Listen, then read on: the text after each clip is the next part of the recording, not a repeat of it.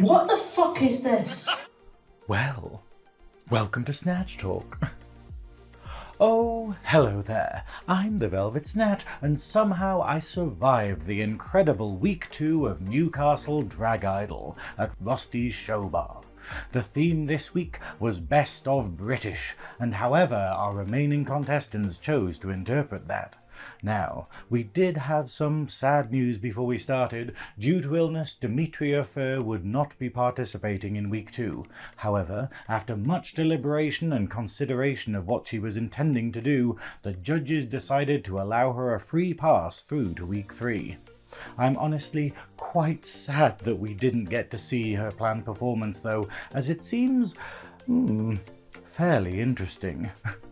The night started off with a pre-show by scene diva Betty Thunderthighs, including a DJ set and some brilliantly sung live parody songs. We never seen her.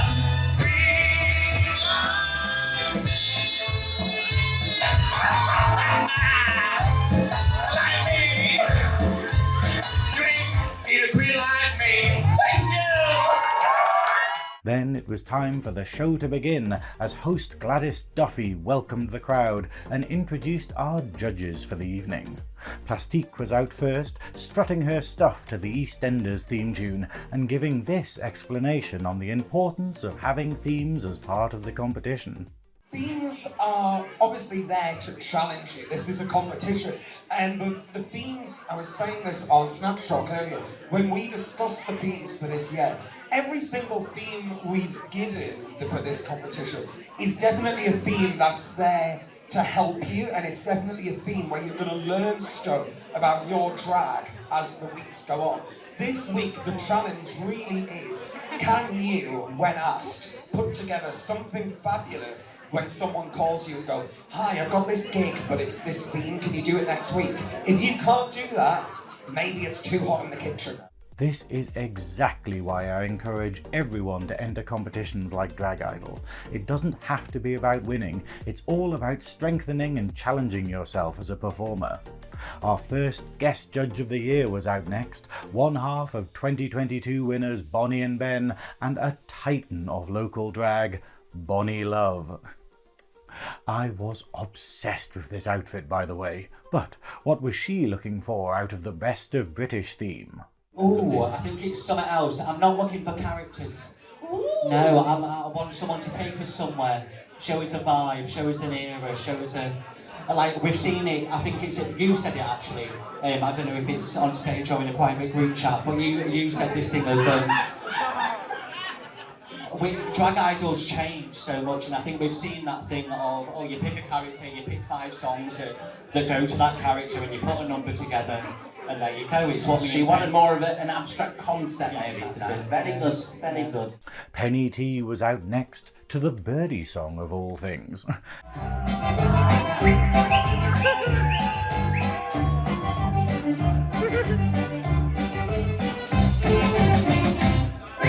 Now, we've been lucky in week 1 not to have too many mic or technical issues, but they were out in force for week 2 as Penny tackled the important questions of the night.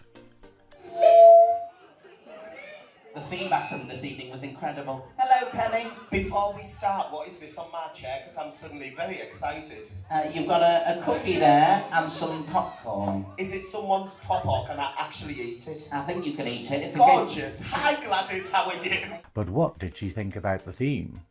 Best of British drag tonight, but you're desperate to see, what would it be?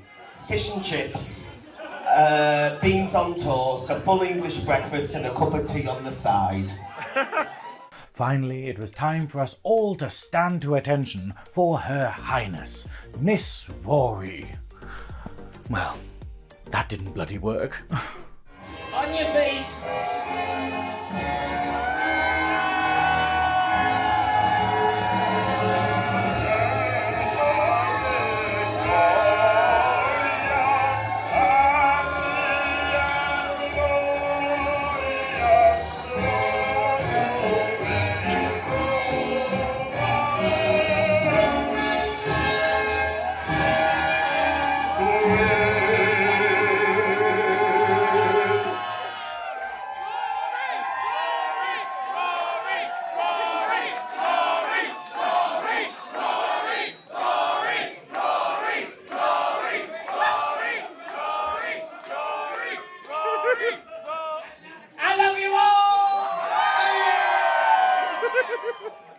I'll say this directly to Velvet Snatch's camera down here, because I watched you on your Snatch Talk, which I very much enjoy. Everybody must like and subscribe to Snatch Talk on the YouTube.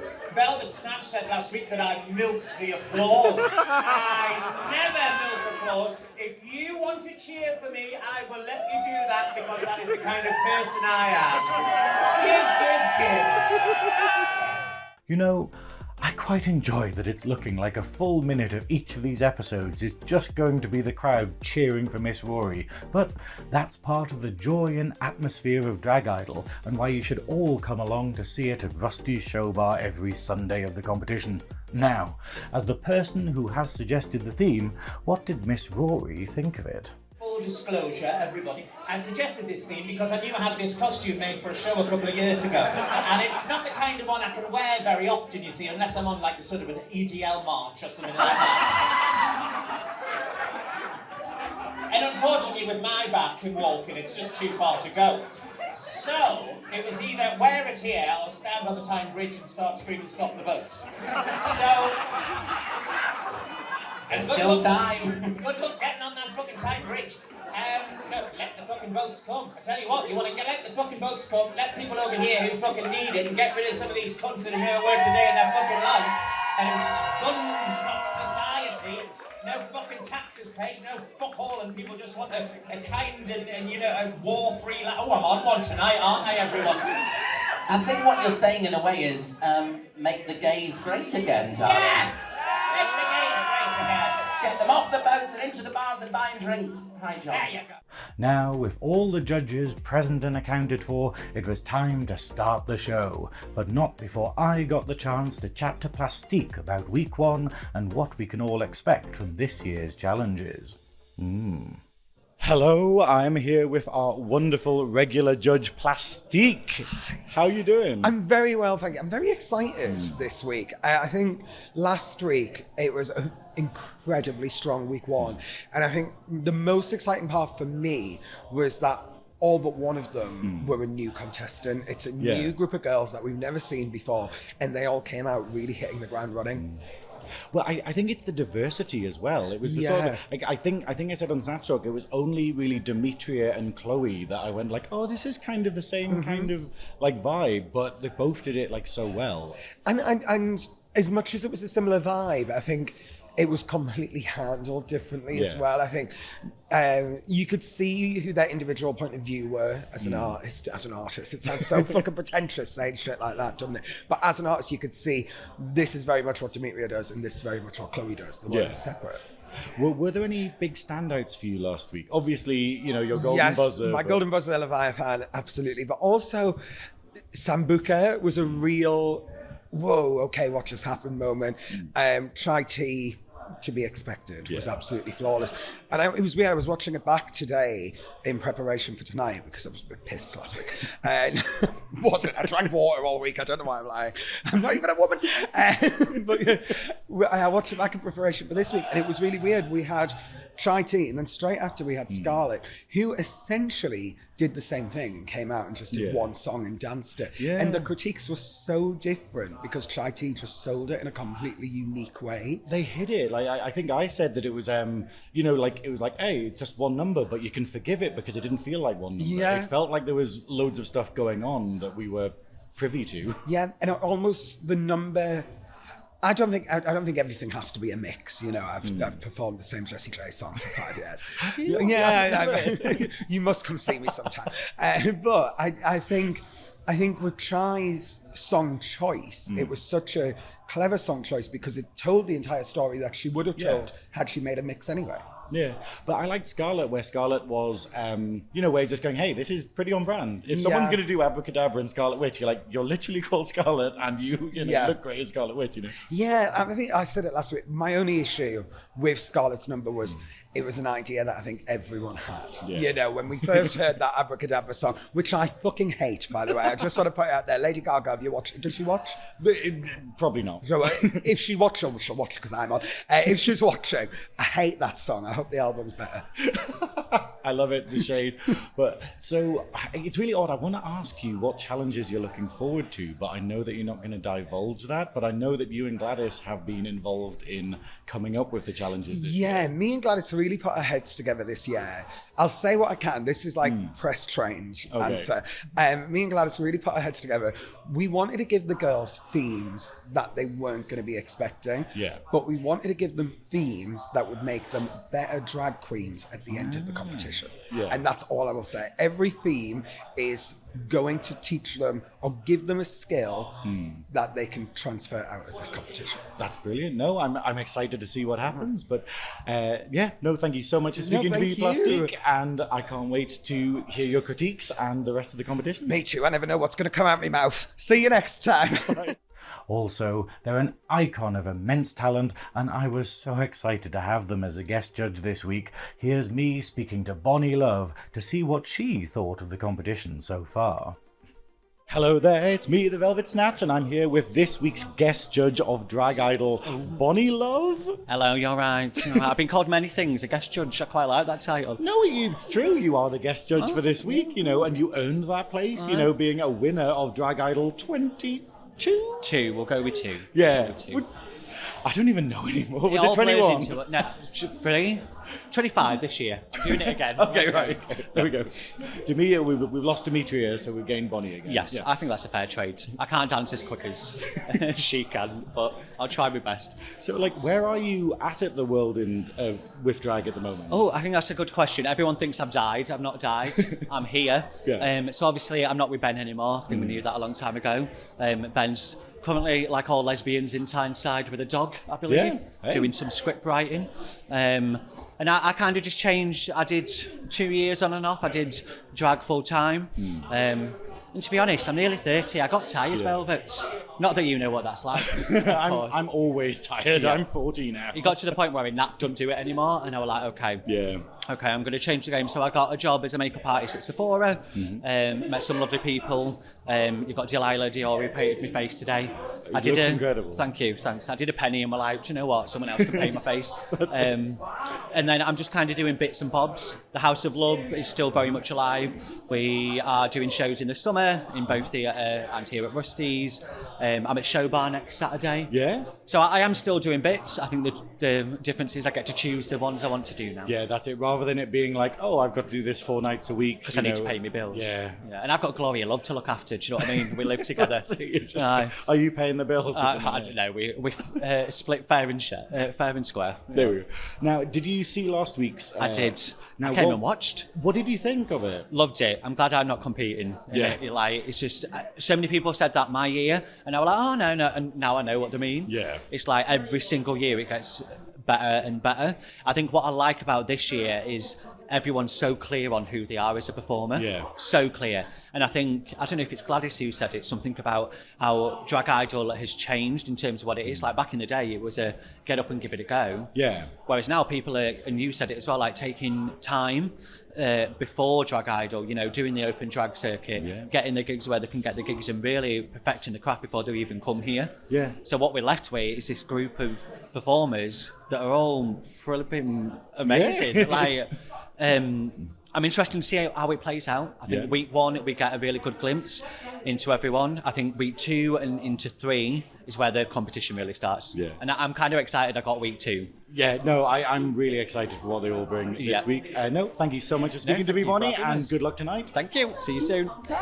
Then it was time for the first of the contestants, and this was one of my favourites from last week, Zizi Donovan, with a beautiful homage to the new romantic movement of the 1980s. That's the understatement of the year.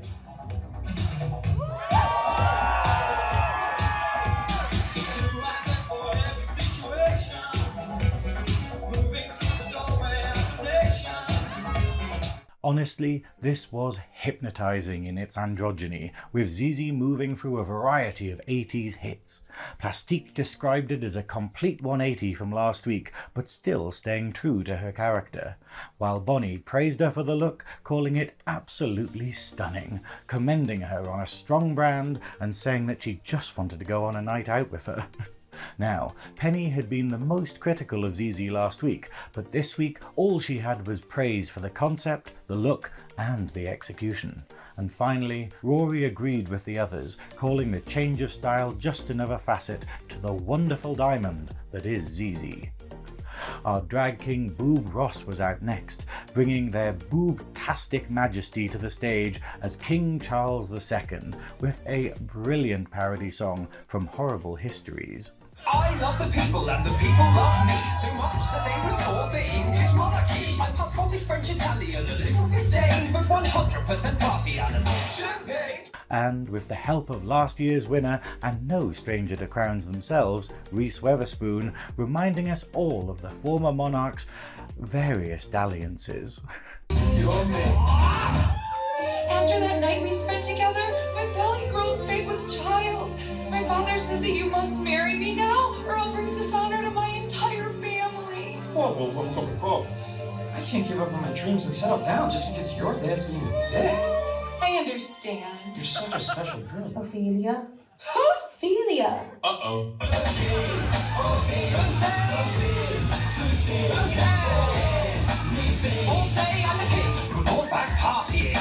Well, with both Plastiq and Penny giving Number their first standing ovations of the competition, what did the judges think?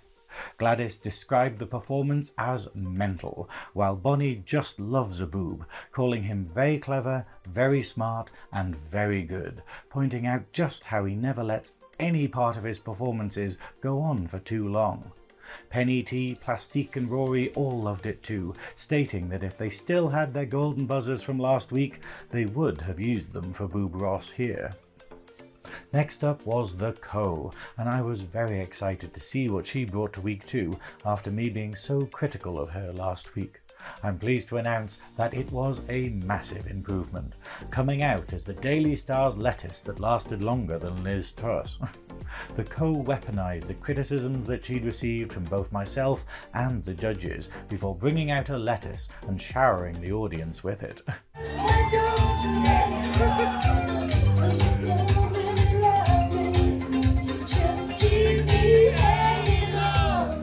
The track editing and lip sync were spotty in places, however the outfit, movement, props and audience interaction were a large step up from their week 1.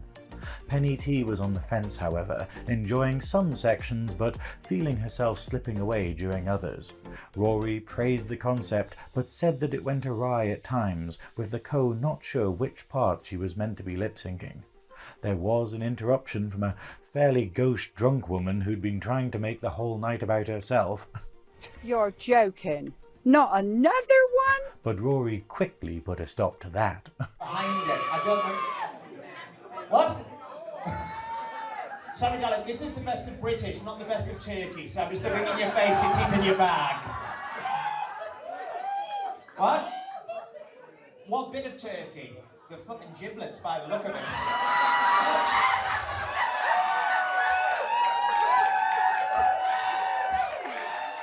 And Plastiq reiterated the other judges' thoughts, taking things slightly further, with the worst joke of the night so far. I remember when I first started drag, all the drag queens would do feed the birds and throw out bread into the audience. But now with this woke Gen Z vegan gluten-free thing, you've got to throw out lettuce. I think there's work to be done there, and it's quite apt that tonight you are dressed as a lettuce, because I still feel like we're only seeing the tip of the iceberg. Never mind, stop the boat, stop the fucking show, we're going home. Stop the jokes! Stop the jokes! Sambuca was next, bringing famous British comedian Jennifer Saunders to life as absolutely fabulous character Edwina, swigging champagne and showering us all with iconic quotes. Chanel, Dior, Lagerfeld, Givenchy, Gucci, darling, names. Bringing out a head and wig to be their Patsy Stone.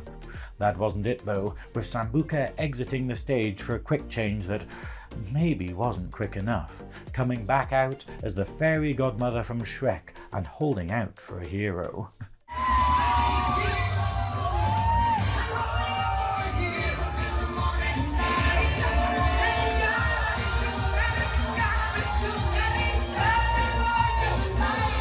All I can criticise about this performance was the amount of time that the change took. When you've only got 3 minutes for your number, having 30 seconds where you're not on the stage had better be worth it. Luckily, it was, with Rory describing Sambuca as wonderful and iconic, the only criticism from the judges being that it wasn't quite as good as last week, with both Plastiq, Bonnie and Penny praising Sambuca on not relying on laughs from another person's jokes. Next up was something special. After their success last week, Lillian Larkin was trying something different tonight, and I got to chat to them all about it before the show. Hello, I'm here with the delightful Lillian Larkin, and this week you're embracing your nerd side, I see. Yeah, firstly, call me Big Lil. I'm taking that, I'm running with it. Yeah. I kind of, I want to still represent me out of drag, and obviously I love musical theatre, hence last week. Hence, that's not a right word, is it? But never mind. But also geeky things, like when Best of British came up, I was like, I've got to do Doctor Who. Yeah, that's it. Is it something that means a lot to you? Yeah, it always like I was late to Doctor Who.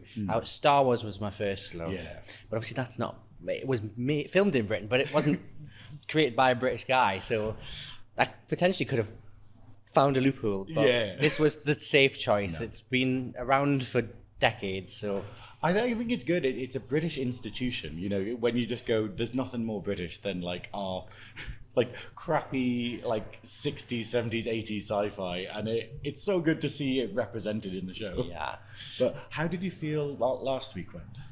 I thought it went well. I was very stressed to wait until like the very end of the show, especially knowing I was doing a live number, and was it going to go well? Was there going to be a lot of mic issues? There wasn't that many. Yeah. I kind of reacted well enough to them. And I had trialed it at Critiques Week at Open Drag, and I was so nervous. I don't know, watching the audience coming in. It was a busy night, very stressed. Today I had a bit of time, last week, had a bit of time backstage, just composed myself, and then I just lived in the moment, and I thought it went well. Isn't it strange though that like I class you as like a seasoned performer because of how many times I've seen you perform? Like obviously before you started drag, as like, you know, as a male you were an amazing performer. Like has it translated for you? Like has it just been, oh, I'm just wearing a different outfit to do it? That's my approach. My partner and I had a sort of discussion about it at first, and I was like, obviously if it freaks you out, because if some people always think, oh, there's a sexual element to it or things like that, for me it's playing a role, and it is an extension in a way because I still get to express the things that I love, but in a way that I necessarily couldn't as Marcus. So well, I mean, in this competition we have a character in Sister Fanny, which is a wonderful thing to have in the competition. Do you, and obviously Boob Ross as well as a drag king, do you feel like there's a pressure to make a character for Lillian rather than it just being like you in drag?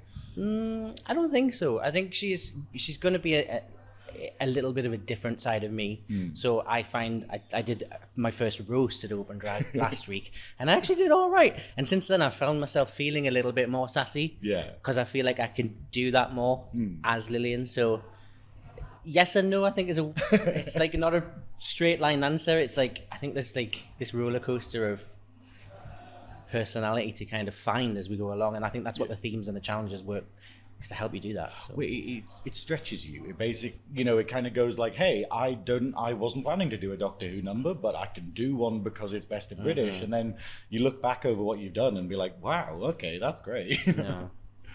But I'm excited. Yeah. No, it's brilliant to speak to you, Lillian. Like, going forward in the competition, like, are there any weeks that you're particularly looking forward to? And I'm going to stop you, that aren't live week. No. I don't know. Are we having groups or duos this year? Well, that's it. Like, a speculative. Like, if there was a group challenge, would you like that? If there's Disney Week, would you like that? You know, groups or duos is a challenge because, especially with this year, the diverse range of characters and styles. It would trying to find the right person or how you could complement and use each other's. Yeah. Like, last year was such a fantastic example of how people could work together, and the pressure is on if that happens again to do that. Disney Week, I don't know if it's happening. I'd love it. I've got a parody ready to go Oh, that I amazing. really want to do. I think it would go down really well here. I'll take it as it comes. Yeah, no, I think that's exactly the right attitude to have. You don't know what's coming in the future. You can kind of plan ahead a bit, but you have the skills to pull it out the bag for every one of them, I think. And if it goes wrong, I can just hop in the TARDIS and try it again. Yeah. No, Lillian, I'm so excited to see what you bring to week 2 of Drag Idol, and good luck in the competition. Thank you very much. Bye. Now, I'm a massive nerd, so much so that I'm part of the incredible community Nerdy Up North that you all should go and join, as well as hosting a Star Trek podcast called Trekking Up North that you should definitely check out and subscribe to if it's up there or something. However, I've never been a fan of Doctor Who, but it didn't stop me appreciating and enjoying Lillian Larkin's amazing performance as Jodie Whittaker's Doctor.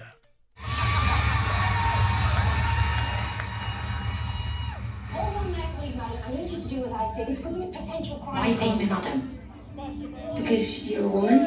Oh, yeah. Let's go, girls. Lillian made the jokes and references easily accessible, managing to work Vic the Prick in as a Dalek and even the Rocky Horror Picture Show. Plundering, top of my CV.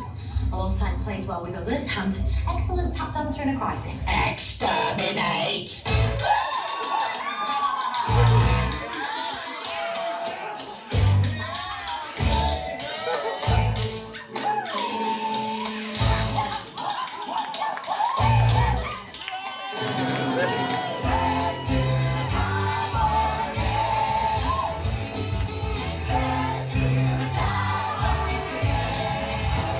Banksy doesn't have one of those.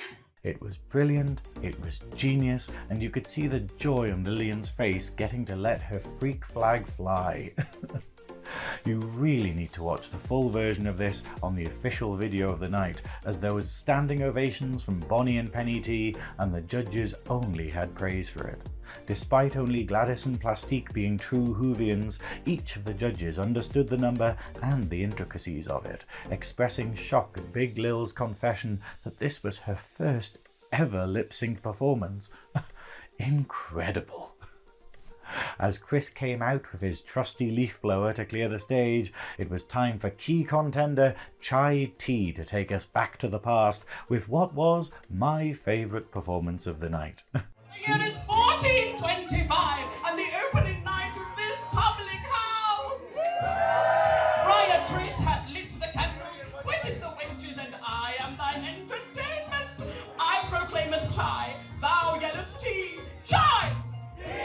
Chai! Chai! Thanketh thou. And of course, there was song, dance, and much making of merriment. Oh, I'm on tonight, thou never hips not lie, and it's not the attraction, no tension, can't you see, peasants, this is the tavern, dance breaketh.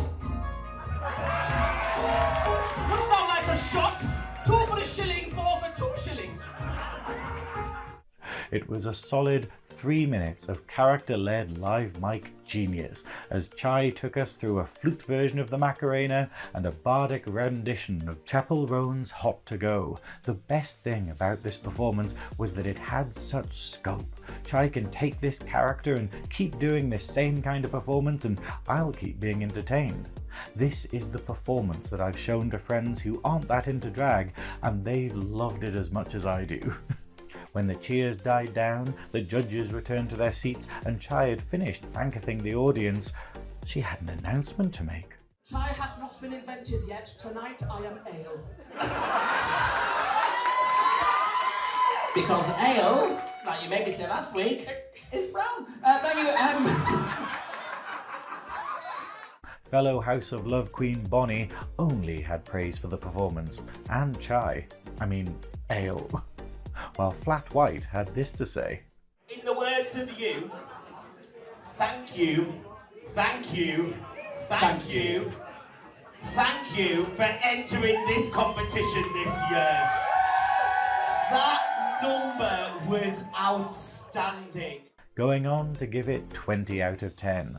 Rory was equally positive, saying that it was possibly too good for the competition and commending the gentleness of it, pointing out that it was her first standing ovation of the competition and giving a second one, just for good measure. Sxarlett was next, with something very different from their glamorous week one, coming out much to the joy of the audience and judges as comedic reporter Philomena Kunk. Actually, isn't it? Who are we? On my odyssey, I'll be starting sentences in one location and finishing them in another. Managing to capture the deadpan delivery and mannerisms of the character perfectly. Cave paintings like these are one of the first examples of civilization on Earth. Don't worry, it gets better. Using emulations of her voice to include the judges' names in her famous Kunk quotes. How long would you get off work if you heard Gladys sing? In about 70% of cases, you'd be off work forever. Oh, really? Result? Because you'd be dead. And managing to segue perfectly into a musical number. Right, can we talk about something a bit more cheerful? Do you like ABBA?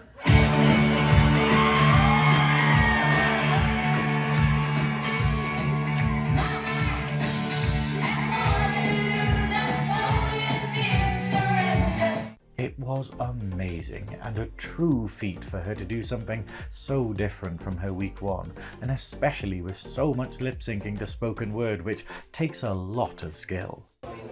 What the fuck is this? It was another full standing ovation from the judges and cheers from the crowd, with Gladys noticeably in shock from the brilliance of it all. Penny thought it was phenomenal, giving it her performance of the night, saying along with Plastiq how pleased she was that Sxarlett hadn't gone with her original idea of doing Lily Savage. Rory took it a step further, calling it perfection and saying that it was her performance of the competition so far, and what an injustice it would have been had Sxarlett not gotten through week one. Example of ancient civilization from a cave wall. It's me about 20 years ago DJing in the bank bar. That is absolutely brilliant, and it's fucking true. You know what it means? It feels like ancient civilization. Guest judge Bonnie had this to say. Fuck me, I fucking love that. Loved it. And on a personal level, because, you know, we're on the scene together and whatnot, you've been hit a few times with the scene and all the shit that comes with it. Have a little faith in yourself, love. I've not always been your favourite person. I will say that we've not always got on, but I fucking love that and I love you. Like, I can see you being really nervous and getting teary. Just have a little bit of faith in yourself, alright? Because that was fucking brilliant. I just want to give you come on, because that was fucking brilliant. Drag idol, bringing people together. Thank you very much, Bonnie Love. It was the return of our favourite lady of the cloth, Sister Fanny, next, with her impersonation of a British icon very close to the competition. Penny T, giving us a very silly recreation of her famous performance at Boulevard. And then you go onto YouTube and you go onto all the Facebooks and stuff, and people get shady as fuck. Why is Penny a judge? What can Penny do? She wears flats. Oh, she's shit. Do you know what? Keep talking my name. Because when you do talk my name, people remember my name. Chris, let's go. Yes, the one where she came out dressed as Jimmy Cranky. Tell me what you see. It's enough to drive me back to communion.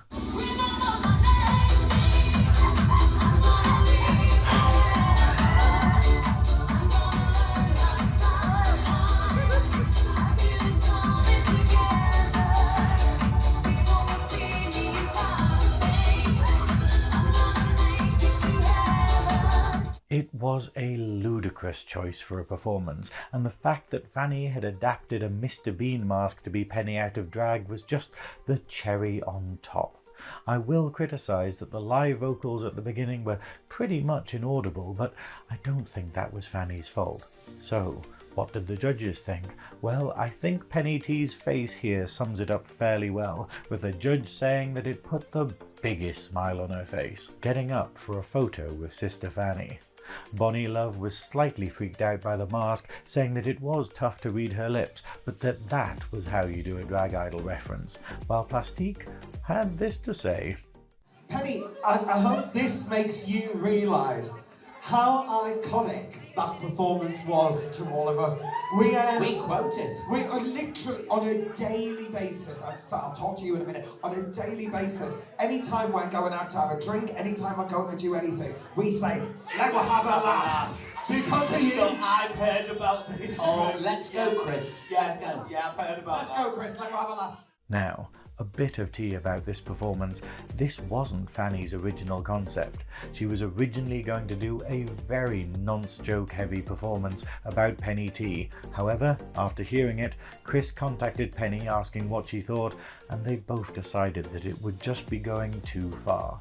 I am so proud of Penny T for being able to put her, most likely in flats, foot down here and say no, as while you never want to spoil other people's fun, if the joke is at your expense, then you need to have the power to say when it's too much. Otherwise, it's just bullying.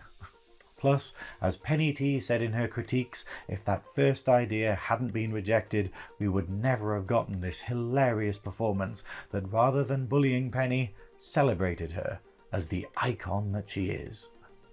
Vespa was next, and after a very glamorous Greek turn last week, she was upping the ante as a fabulous fembot from Austin Powers. Staying in character as a robot with choreography to match, it was well done and with great song choices, but it wasn't the most exciting performance. Even Vic the Prick turning up as Austin Powers just served to highlight the divide between the two vibes. In fact, my favourite bit was when they went off stage and their lovemaking was punctuated with various computer sound effects.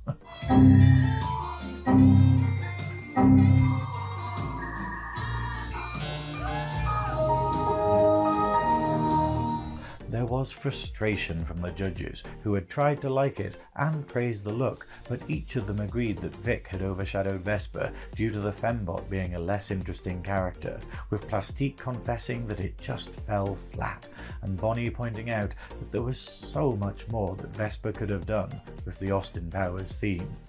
Our most chaotic contestant from last week, QiQi, was up next, aging herself up as the recently departed Queen Elizabeth II, complete with cuddly corgi. It was an irreverent but comedic spin on the monarch, painting her as a party girl, celebrating the death of Prince Philip.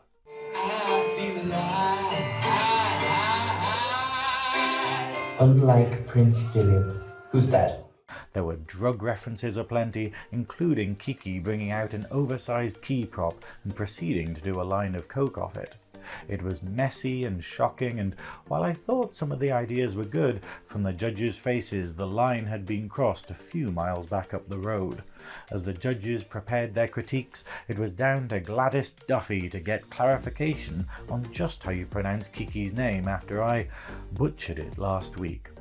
So, just to clarify, because I watched SnatchTalk, a little fibber. How do you pronounce your name? So the real pronunciation is QiQi. QiQi, so it means 7 in Mandarin Chinese. But, like Queen Elizabeth, I am for the people. So white people, you're welcome to call me QiQi, okay? Well, there you go.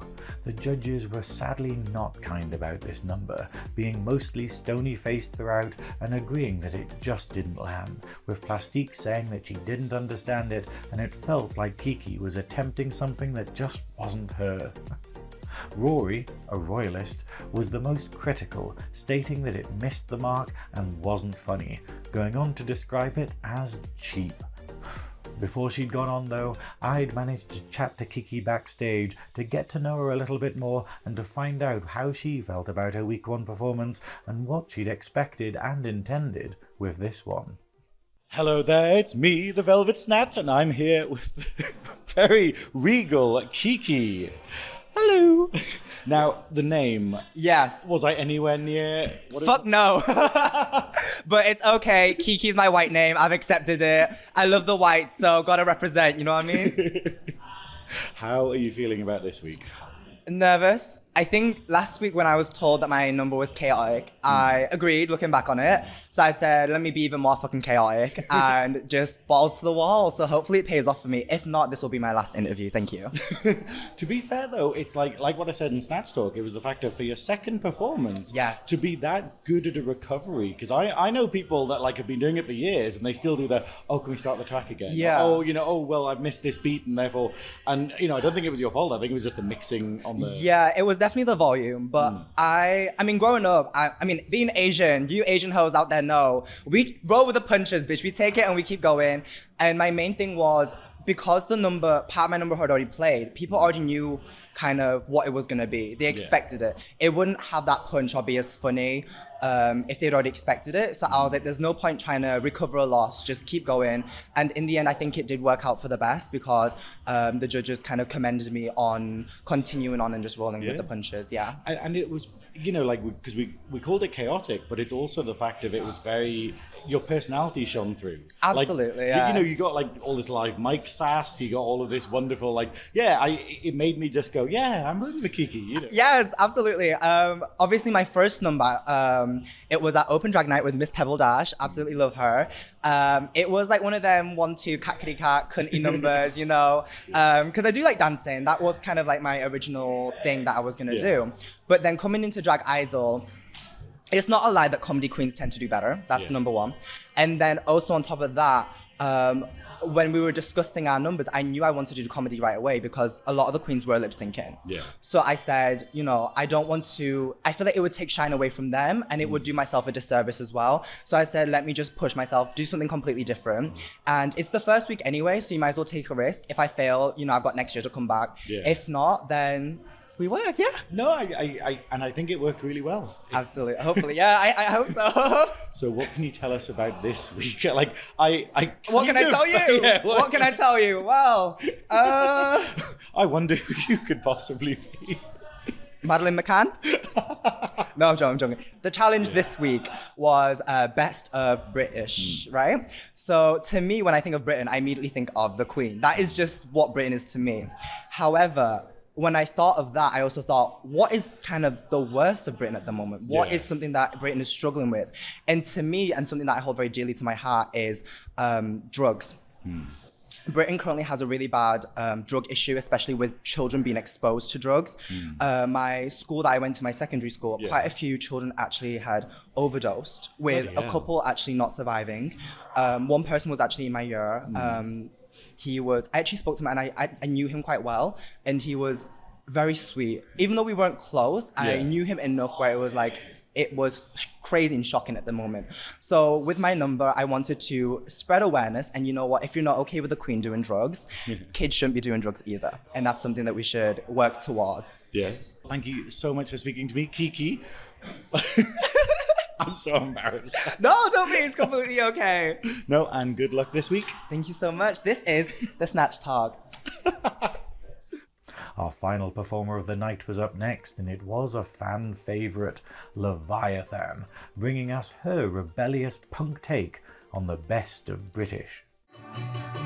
Don't ask me why, I just woke up in a fucking steaming mood yet, because I live in a shithole! Do you know what I mean? It's a fucking shithole! I hate the fucking place!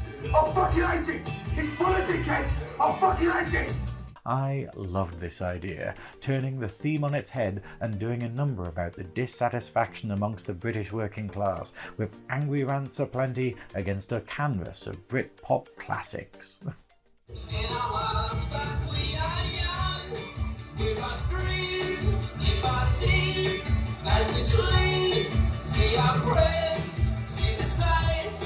I'm not in a good mood. I'm fucked up. I don't want to fucking be here. There's something so arresting about Leviathan's kitsch punk style, and for me, the look brought to mind the famous femme fatale Debbie Harry of Blondie fame. Although I did feel that the performance this week was a little bit too dry. Did the judges agree though? Well, Rory praised the concept in anger, pointing out just how we all should be angry with the state of the country right now. And while Penny loved the song choices, she described the number as good, but not a standout. Plastiq, Bonnie and Gladys, however, agreed that it needed a little bit more time spent on it. With that, it was the end of our performances for the night, and all that was left was for the judges to powwow and decide which 2 contestants would not be making it through to week 3. But we're careering into spoiler territory here, so if you don't want to know who makes it through, then plug your ears, put on that octopus onesie that you save for special occasions, and flail around like an invertebrate until the neighbours grow concerned. For the rest of you, though, the best in show was Sxarlett, with her incredible turn as Philomena Kunk. But joining her in week 3 would be Sambuca, Lillian Larkin, QiQi, Boob Ross, Sister Fanny, Zizi Donovan, Leviathanne, and finally, the Co, meaning that the 2 we'd be losing from the competition were Vespa and QiQi. It's a shame, not necessarily bad performances, but in a strong week like this, they were simply the worst of the best. After they'd left the stage, it was up to Gladys to announce that for next week's theme, we'd be skipping straight to October and having a monsters ball, with extra special guest judge and reigning All-Stars winner, Mia T. Cleaver. I'm so excited about this. Before the night was over though, I headed backstage to chat to one of the queens we'd be saying goodbye to, Vespa. Hello, it's me, the Velvet Snatch, and I'm here with one of our departing queens this week, Vespa. How are you feeling? I don't actually feel too bad, to be honest. I feel like I did the best number I could do in the weeks. Yeah. And it was just such a strong week that, like, I mean, someone's got to go home, so it is what it is. That's how I felt. Like, I felt... Editing out, she interrupted mine, robbed. I can't believe I walked in on their interview earlier. They were just sitting there with Leviathanne, and I was like, hi everyone, and they're just like, yeah, we're doing a thing. Oh my god, Oh, not the interview break-in. Yep, that was revenge from Mia T. Cleaver, who is our guest judge next week.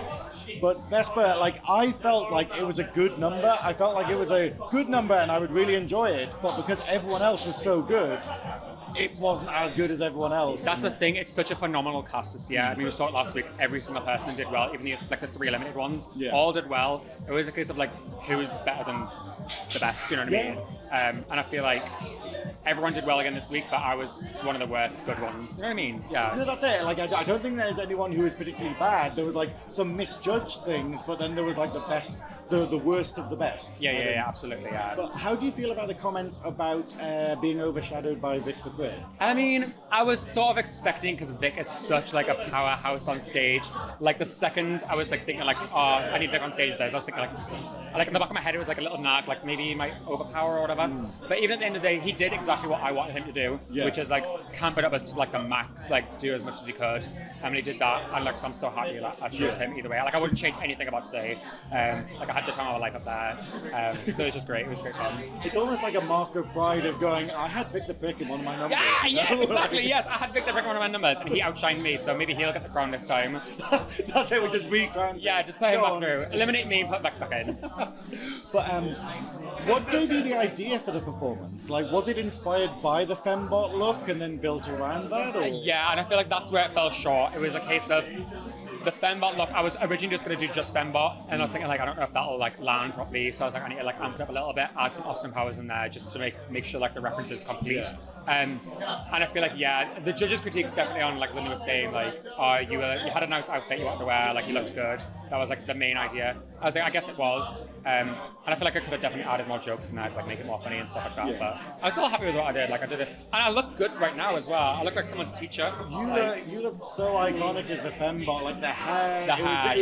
It was so glamorous. So at least you can walk away being like, I looked stunning. I was like, I looked good getting eliminated. So like, who cares? Honestly. Now, what's next for Vespa? Where can people find you? I mean, you can follow me on Instagram at VespaDragOfficial. I'm always posting on there. I'm starting to think about getting into Twitch streaming because I'm like a big gamer as well. So that might be like the next step of like what I want to do with like. It's a great one. Are you going to be doing it in drag? In drag, yeah, definitely in drag. Yeah. So like, it's something that I've wanted to do for a while, but I've never really had the time or like the to do it. Yeah. And I think this is really like propelled me, like go and push myself to go do that now. Fair, it's a great thing when you've got loads of video games you need to play, and you're like, I need a reason to play all these games. I mean, I'll just get in drag and do it for TV. Yeah. No. Thank you so much for speaking to me, Vespa. Thank you very much. It's a shame to lose you from the competition. Thank you. Finally, our winner of the night and the best of British, Sxarlett, took some time to chat to me about how she was doing and how she'd prepared for that incredible performance. Hello, it's me, the Velvet Snatch, and I'm here with Philomena Kunk, also known as Sxarlett. Hello, Velvet. How are you feeling after that Best in Show for the first time that we have a singular Best in Show? Exactly. Very overwhelmed. I was seeing everyone outside. It's like, obviously I've done this 5 years ago, and obviously week 2 got eliminated, and obviously going to this week as well, I was a bit apprehensive. And doing an ABBA song, which is what I got limited for last time. Bit of PTSD was flying around. Yeah. So, but no, I enjoyed it. I was just shocked at the reaction. I thought everyone loves Philomena. Yeah. So I thought it's going to be a good number or it's going to be red to filth. But once it's finished, I saw everyone standing up, clapping. I was like, this is surreal. Surreal. You don't realise until the end when you switch Literally. off and you're like, oh, everyone liked it, great. Literally. Like I blacked out during the number and then I kind of switched back and I was like, oh shit, everyone liked this. Wow. I mean, I have to admit the glow up and that what I'm going to say on the show, and I probably already have at the point that this comes out, that's very confusing, is the fact of like, that's how you do week 2. You go, hey, I'm going to do something totally different and show you my range, and then afterwards you can settle back into what you want to do now that you've proved that you're not just this or that. Yeah, exactly. I think that is the one thing it's like I wanted to prove, like, because I was, I'm not a dancing queen, but I'm very much a look and encapsulate the audience with like how I look and all that. But I wanted to prove to the judges, especially like Miss Rory and that as well, that I can do comedy. I can do the silly little shticks and all that. Yeah. And I think this week I've definitely proved it. You definitely proved it. I mean, where did obviously we talked about that that wasn't your first choice of number and another one got rejected. How quickly did you put that together? So it was basically when they announced the theme, I literally said to my friend, I was like, give me my phone. I was like, messaging Chris, I was like, can I do Lily Savage? Because that was the first person that popped in my head. And I think it was about 3 days, I think it was a Wednesday night. Yeah. I was messaging Reese Witherspoon and I messaged Penny as well. Yeah. Telling them what the idea was, but I had a backup in the way. Basically, obviously, Lily was known for her stand-up and being very quick-witted, which I will admit I'm not the best on the mic. That's fine. And I was like, right, we need to backpedal, we need to find something else. And Philomena was actually in my wheel of who to do during the competition. So I thought, oh shit, we'll go back there. Yeah. And then it was pretty much hours on hours of editing and just stress. But I think we got it done within about a day and a half, this whole thing.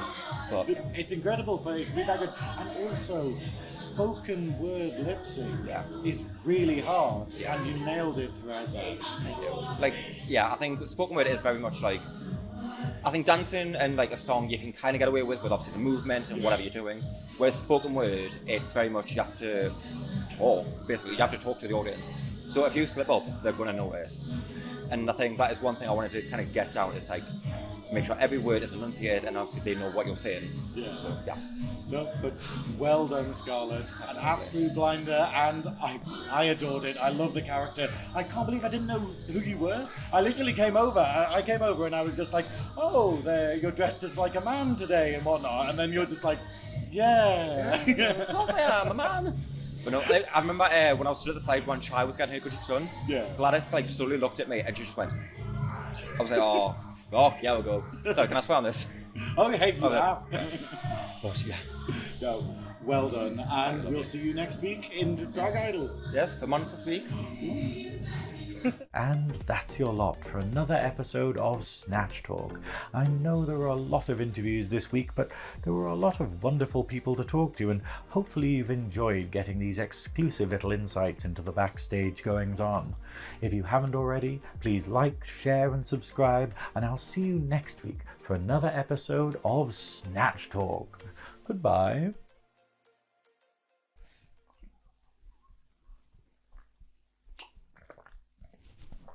Oh God, that's vile. Ooh.